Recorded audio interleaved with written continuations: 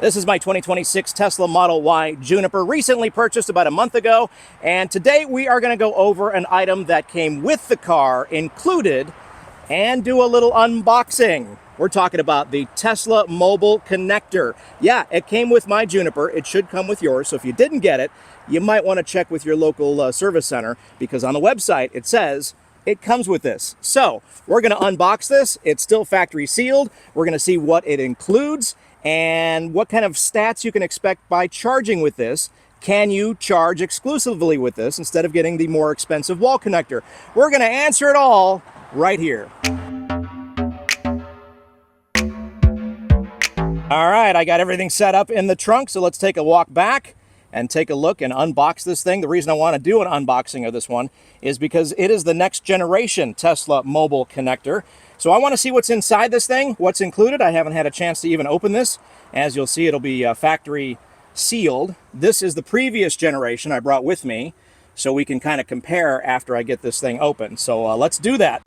We interrupt this video to remind you, don't forget to hit the like button on this video. It means the world to me and takes just seconds out of your day. Oh, also, subscribe to the channel if you haven't done so already.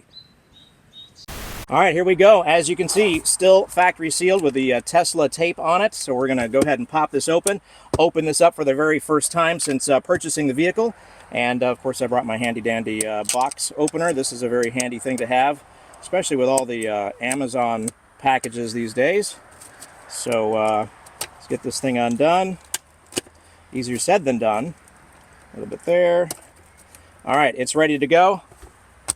Let me put it here. You know what? I think I can prop it up on the old one. Let me do that. Kind of give it an angle. There we go.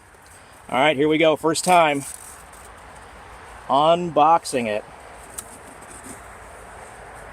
Oh, and we get another bag, which I kind of expected. All right, so another bag, which, by the way, is very cool that they put Velcro on the bottom, because it kind of sticks perfectly down in your trunk. So that's a little feature that I really like. It also has a handle on top. So little Tesla bag action here. We'll go ahead and toss this box aside. Put that here, or just back here. And so we're going to unzip this thing. And I have a feeling it's going to be similar to the old one, but it's going to look a little different. And I'm going to tell you what the difference is in features also. So we go ahead and open it. First thing, we do have a 1450 adapter, which is really nice that it comes with that. So 1450 adapter, this is good for level 2 charging at home. And I'll give you all the speeds and specs with that in a second. Yeah, it definitely looks different. You can tell from this here. So this is Gen 1 here, and this is Gen 2 here. Slightly different, slightly bigger it looks like. I think it's slightly bigger. Let's take a look here. Like ever so slightly bigger. I don't know if you could tell the difference there. Let's do the back. Yeah, I mean, it's very minimal. So definitely a different look and feel. Slightly bigger, doesn't have the Tesla logo on the front. And so basically, if you're new to this, this is how this works. You got the adapter, and it goes into here and plugs in, and make sure it's tight. So real hard, jam it in there, watch. And the idea here is this really needs to be flush right here. And over time, this does pull loose and gives you an error that something is overheating or something is not connected properly and is giving you half-speed charging. Whenever you see that message, don't panic. Just pull this out again, like that, and reseat it or put it back in tighter, and you should be good to go again. I'm not sure if it's heat expansion and contraction that's causing this to get loose, but it happens, and that's the fix. Super easy, don't need a service call. I've seen it time and time again. Okay, also included is the 515 adapter, otherwise known as a regular wall outlet plug. So I'll tell you about the speeds there in a second. Let's take a look at the nozzle. I don't think the nozzle is any different. Oh, it's black. Was the other one black? Yeah, the other one was silver. So this is the new version in black, which kind of looks like the wall connector one. And this is the older version in silver. So there's definitely some differences between the two. Okay, first, to answer your question, can you get by with this? Can you only use this for your charging? And my answer to you is it depends on your driving habits. So if you are driving a little bit around town, you will probably get away with the 515 adapter. Is that what it is? I think it's just a regular wall outlet. 515, yes, this one here. This one, with this plugged in, like so, is going to get you about 3 to 4 miles per hour of charge. That's not a lot, so it's going to be sitting there on the charger a very long time to get you what you need. This one, on the other hand, this is the 1450 adapter, and this, they promise, or Tesla promises, that you can get up to 30 miles of range with the 1450. I have seen 32 on my other car and that adapter there. So it depends on your situation, depends on your car, all that stuff. But I've gotten 30 miles of charge per hour by using a 1450. So can you get away with this? I used this one for a good 4 years before I updated to the wall connector. And the only reason I did is because I had the referral points from you guys. So I figured, hey, why not? And now we've got, you know, the 2 Teslas, and it helps to have the faster speeds. The wall connector is a 48 amp situation. This is only going to charge you at 32 amps. But again, for most people, this is plenty.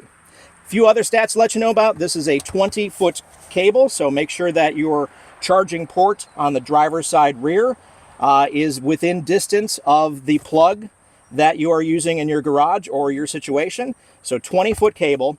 It comes with the 515 adapter, the 1450 adapter, and the storage bag. Now, the difference in this one, as opposed to this one, is a brand new feature called Power Share, and that requires another adapter that you have to purchase separately.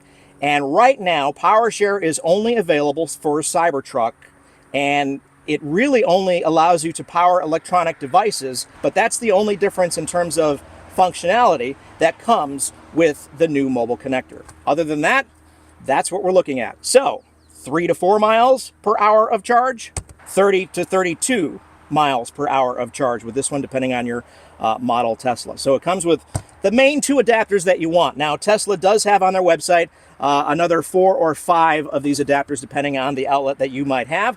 But these are the 2 most common, so it's kind of cool that they are included. All right, so to recap, this is basically an all-new, refreshed look, both this and the nozzle. If you want to see that again, it looks more like the wall connector. So refreshed look. It's got that new Power Share feature, and basically this is all you need. For most people, you can easily get away with just using this for your everyday charging situation without buying the wall connector, which is more expensive. All you need is a 1450 outlet, and again, you get about 32 miles per hour of charge. If you charge overnight, you can do the math for your particular vehicle. It's actually a lot. You get a lot of charge out of this little thing, which is fantastic. Just remember that tip. Always got to be flush here, otherwise you're going to run into some issues with it saying it's overheating or it's reduced charging at about half. All you got to do is unplug it, plug it back in. Actually, unplug it from the wall first, then unplug this, and then plug it in. To let you know, for the first 4 years of ownership, this is what I used on my Tesla Model 3, obviously the older version, and it charged just fine. In fact, it still works. It's a rock-solid situation to charge your car. How many times have I used it on a road trip? Exactly 0. In my area, there's so many superchargers. Even back in 2019, when we were road tripping our older car a lot, there were still enough superchargers to get by on road trips. Yeah, it's sitting in my trunk, but I've never used it on a road trip. So anyway, you could throw it in your trunk as a peace of mind just in case. You might as well. It doesn't take up a lot of space. So there you go. The all-new Tesla mobile connector unboxing is complete. So thank you so much for watching. Don't forget to like the video and subscribe to the channel, and I'll see you next time.